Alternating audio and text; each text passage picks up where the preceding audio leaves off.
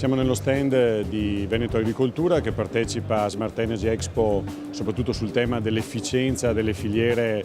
bioenergetiche, dell'uso del legno, del biogas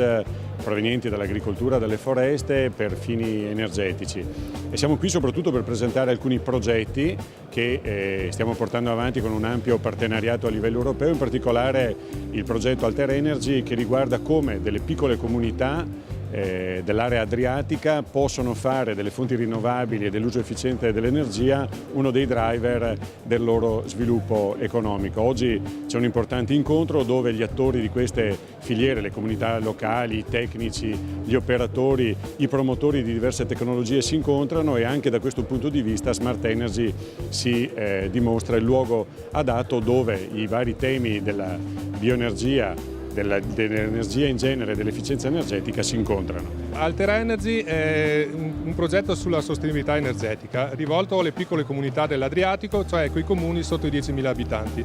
Si struttura in 6 work packages che sono i pacchetti di attività, di cui il più importante è il numero 4, con il quale abbiamo selezionato un comune sotto i 10.000 abitanti della provincia di Padova che è Polverara, e a carico del quale abbiamo strutturato il PAES, lo piano d'azione per l'energia sostenibile.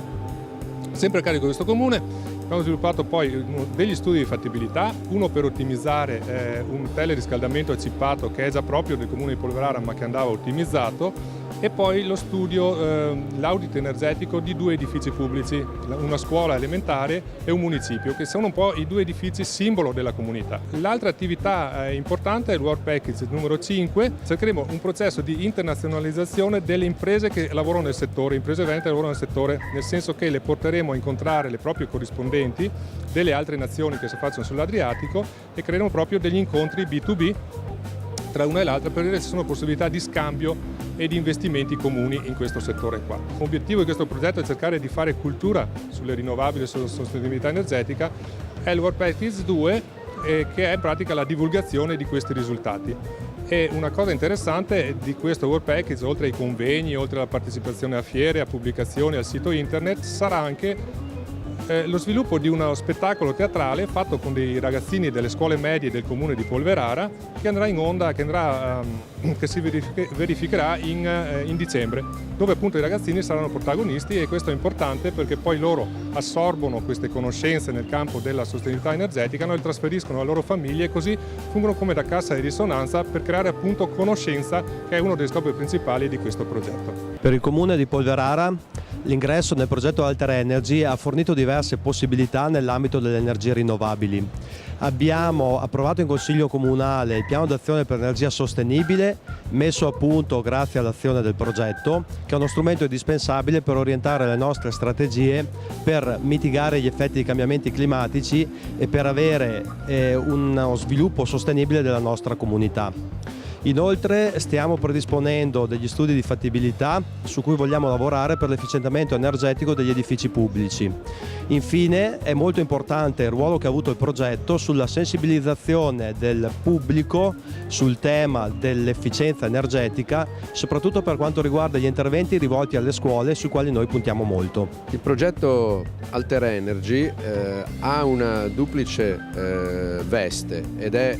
a nostro parere importante in quanto consente di portare i temi dell'energia, del risparmio energetico, delle rinnovabili sul nostro territorio in contesti che solitamente più difficilmente possono spendersi sia da un punto di vista delle competenze che delle disponibilità economiche, ovvero le piccole comunità, i piccoli comuni, le piccole amministrazioni, che sono quelle però dove spesso è possibile implementare i modelli più virtuosi, sia relativamente all'efficienza energetica sia al risparmio.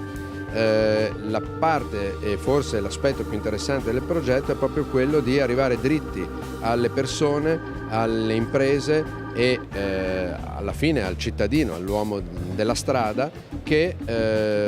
può toccare con mano quelle che sono le ultime opportunità e le ultime novità in termini di innovazione e di programmazione